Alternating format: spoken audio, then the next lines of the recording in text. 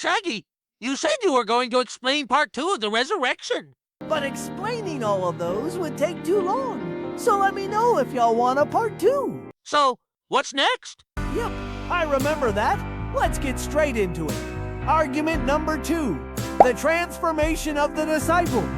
One detail most scholars agree on is that the Gospels portray the disciples very honestly. For example, Matthew 26:56 says, all the disciples deserted him and fled.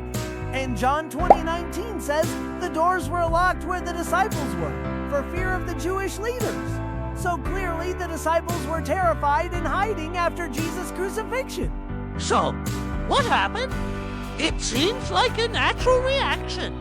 Yeah, it does seem like a natural reaction, but then they met Jesus after his resurrection, and the same group begins publicly preaching that he had risen even in the same city where he was executed.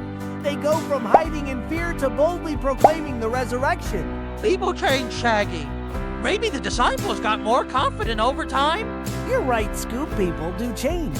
But not in this case. Something caused that sudden transformation in the disciples. They went from hiding in fear to getting unalived for their faith. And the only logical explanation for it is that they met the resurrected Jesus. Wow, that's actually intense.